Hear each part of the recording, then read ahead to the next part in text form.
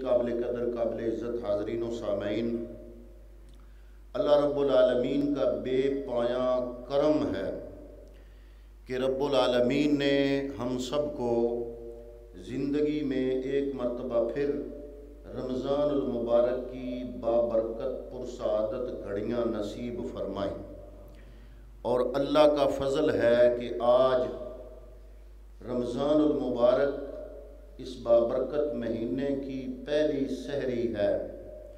دعا ہے کہ اللہ تعالیٰ اپنی رضا میں یہ سحری بخیر و عافیت ہمیں افطاری تک پہنچائے، اور اسی طرح پورا مہینہ رمضان المبارک کا اللہ رب العالمین ہمیں اپنی رضا کی خاطر رمضان کے روزے رکھنے، نوافل پڑھنے، فرض نماز ادا کرنے، دیگر عبادات، اذکار و تذکیر کرنے کی رب العالمین ہم سب کو توفیق عطا فرمائے۔ اللہ کے محبوب نے اس ماہ مبارک کو جب 30 شعبان المعظم کا دن تھا اور شام کو رمضان المبارک کا چاند طلوع ہونا تھا، تو حضور نبی کریم مسجد نبوی کے ممبر پہ جلوہ افروز ہوئے، اور حضور نے باقاعدہ اس ماہ مبارک کی فضیلت میں خطبہ ارشاد فرمایا۔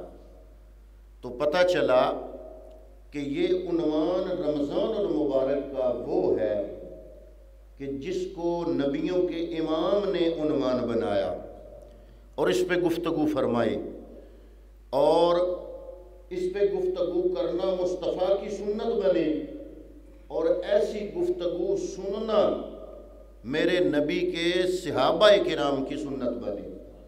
تو گویا ایک حوالے سے تو ہم رمضان المبارک کی یہ خوبصورت گھڑیاں اللہ کے ذکر یا دین کی سمجھ میں گزار رہے ہیں، اور ساتھ ساتھ گویا ہم نبی کریم اور صحابہ کرام کی سنت پہ عمل کر رہے ہیں۔ آپ اندازہ لگائیں نا کہ پوری زندگی کے گناہ کہاں، اور یہ ایک 30 دن، اور رب نے وعدہ کیا کہ یہ مہینہ جب آئے گا تمہارے گناہوں کی گنتی نہیں دیکھوں گا، اس مہینے کی رحمتوں سے وہ سارے گناہ میں رب العالمین دھو کے تمہیں پاک اور صاف کر دوں گا۔ تو پھر ساتھ فرمایا مہینہ تو ایک ہی تھا، اس کی عظمتوں کا اندازہ لگاؤ کہ نبی کریم نے اس کو 3 حصوں میں تقسیم کیا۔ فرمایا پہلا عشرہ رحمت ہے، درمیان والا مغفرت ہے، اور آخری عشرہ جہنم سے آزادی کا ہے۔ تو گویا آج کا دن رمضان المبارک کا صرف پہلا دن نہیں، بلکہ پہلے عشرہ رحمت کا بھی پہلا دن ہے۔ آج سے یہ 10 دن جو رحمت کے ہیں، آج سے ان 10 دنوں کی ابتدا ہو رہی ہے۔ تو اللہ رب العالمین نے اس آیہ مبارکہ میں سورہ البقرہ کی آیت نمبر 185 میں نے آپ کے سامنے تلاوت کرنے کی سعادت حاصل کی۔ باقاعدہ اس مہینے کا نام لے کر رب نے اس کی عظمت کو بیان فرمایا۔ فرمایا شہر رمضان الذی انزل فیہ القرآن، رمضان کا مہینہ وہ ہے جس میں قرآن نازل کیا گیا۔ کون سا قرآن؟ ھدی للناس وبینات من الہدی، لوگوں کو ہدایت دینے والا اور روشن دلیلیں ہدایت والی لے کر آنے والا قرآن۔ تو فرمایا فمن شہد منکم الشہر فلیصمہ، جو اس مہینے میں زندہ ہو، اس مہینے کو پا لے، وہ اس مہینے کے روزے رکھے۔ تو گویا کہ رمضان المبارک کے روزے یہ نہیں کہ مرضی آیا رکھ لیا، مرضی آیا نہ رکھا۔ جس نے کلمہ پڑھ لیا ہے لا الہ الا اللہ محمد الرسول اللہ، قرآن کا یہ جملہ اس بندے پر رمضان کے روزے فرض قرار دے رہا ہے۔ اس جملے سے جو بندہ نبی کا امتی ہے، جو دعوے دار ہے میں مسلمان ہوں، تو مسلمانی صرف دعویٰ نہیں، مسلمان بندہ ہو اور رمضان کا مہینہ آ جائے تو قرآن کا یہ جملہ اس پر رمضان کے روزے فرض قرار دے دیتا ہے۔ فرمایا وَمَنْ كَانَ مِنْكُمْ مَرِيضًا أَوْ عَلَىٰ سَفَرٍ، اے اللہ کی پاک کتاب، کوئی مسافر ہو، کوئی بیمار ہو، وہ بیچارہ کیا کرے؟ تو دین ہمارا دین فطرت اسی لیے ہے کہ فرض ہے، فضیلت ہے، لیکن اللہ نے چونکہ انسان کی فطرت خود بنائی، اللہ نے فطرت انسانی کا لحاظ رکھا کہ بندہ بیمار بھی ہو سکتا ہے، بندے کو مشکل میں سفر بھی پیش آ سکتا ہے، تو اگر وہ اپنی مرضی سے چھوڑے گا تو گناہگار ہوگا۔ کتنی کرم نوازی ہے میرے رب کی بندے پر کہ رب نے وہ موقع ہی نہیں دیا۔ رب نے فرمایا میں خود تمہیں رعایت دے رہا ہوں۔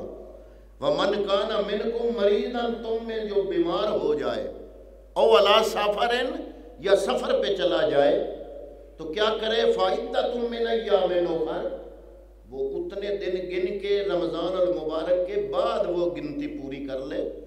یا اللہ یہ کیوں؟ ایک طرف تو فرماتا ہے کہ روزے فرض، اور دوسری طرف یہ رعایت، یہ رب کی کرم نوازی کی انتہا ہے کہ اللہ نے بندے کے مزاج کو بنانے والا وہ ہے نا، تو اس نے مزاج کو مد نظر رکھتے ہوئے اس نے نرمی کی۔ تو یا اللہ یہ پھر جو بیمار ہے وہ کیسے چھوڑ دے گا؟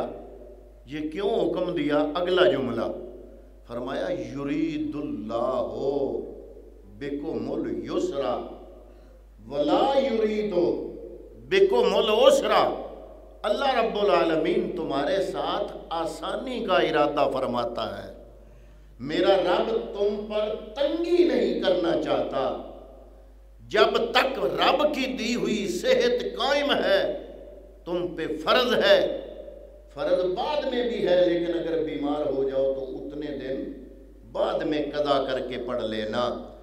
تو حضرات محترم حافظ ابن عساکر بیان کرتے ہیں کہ اللہ تعالیٰ نے ابراہیم علیہ السلام پر جو صحائف نازل فرمائے وہ رمضان کی پہلی رات کو نازل فرمائے، اور حضرت موسیٰ پر تورات رمضان کی چھٹی شب میں نازل کی، اور حضرت عیسیٰ علیہ السلام پر انجیل رمضان کی 18ویں شب میں نازل کی۔ تاریخ ابن عساکر جلد نمبر 3 صفحہ نمبر 195۔ امام رازی، فخر الدین رازی تفسیر کبیر میں لکھتے ہیں کہ مجاہد نے کہا کہ رمضان اللہ کا نام ہے، اور رمضان کے مہینے کا معنی ہے اللہ کا مہینہ، اور نبی کریم صلی اللہ علیہ وسلم کا ارشاد ہے کہ یہ نہ کہو کہ رمضان آیا اور رمضان گیا، حضور کی حدیث ہے، بل تقولو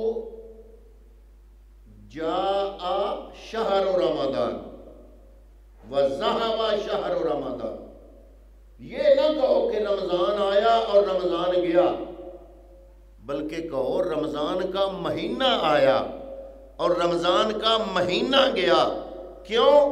اس لیے کہ رمضان اللہ کے اسماء میں سے ایک اسم ہے، رب کے ناموں میں سے ایک نام ہے، اور فرماتے ہیں کہ رمضان رمضان سے بنا ہے، اور رمضان جو ہے یہ خریف کی اس بارش کو کہتے ہیں جو زمین سے گرد و غبار دھو ڈالتی ہے۔ گردہ اڑ رہا ہو نا، یہ آپ نے کچھ چند دن پہلے دیکھا، کچھ کہتے تھے یہ سموگ ہے، کچھ کہتے تھے سموگ نہیں ہے، یہ دھند ہے، دو نام دیے جا رہے تھے، اور کچھ کہتے تھے کہ یہ جناب یہ گرد و غبار ہے، جب گرد و غبار اڑ رہا ہو تو خریف کی بارش آئے تو گرد و غبار بیٹھ جاتا ہے، وہ دھل جاتا ہے، تو رمضان بھی اس امت کے گناہوں کو دھو ڈالتا ہے اور ان کے دلوں کو گناہوں سے پاک کر دیتا ہے، اس لیے رب نے اس مہینے کا نام رمضان رکھا۔ دوسرا قول یہ ہے کہ رمضان رمض سے بنا ہے، ایک ہے رمضان سے اور ایک ہے رمض سے، اور رمض سورج کی تیز دھوپ کو کہتے ہیں، اور اس مہینے میں روزہ داروں پر بھوک اور پیاس کی شدت بھی تیز دھوپ کی طرح سخت ہوتی ہے، یا جس طرح تیز دھوپ میں بدن جلتا ہے اسی طرح رمضان میں گناہ جل جاتے ہیں۔ اور روایت ہے کہ رسول اللہ صلی اللہ علیہ وسلم نے فرمایا رمضان اللہ کے بندوں کے گناہ جلا دیتا ہے۔ رمضان کے مہینے میں نزول قرآن کی ابتدا اس وجہ سے کی گئی کہ قرآن اللہ تعالیٰ کا کلام ہے اور انوار الہیہ ہمیشہ متجلی اور منکشف رہتے ہیں، البتہ ارواح بشریہ میں ان انوار کے ظہور سے حجابات بشری مانے ہوتے ہیں، اور حجابات بشریہ کے زوال کے سبب قوی سبب جو ہے اس زوال کا، جو حجابات بشریہ کے زوال کا سبب بنتا ہے وہ ہے روزہ۔ اور نبی اکرم صلی اللہ علیہ وسلم نے فرمایا اگر بنی آدم کے قلوب میں شیطان نہ گھومتے تو وہ آسمانوں کی نشانیوں کو دیکھ لیتے۔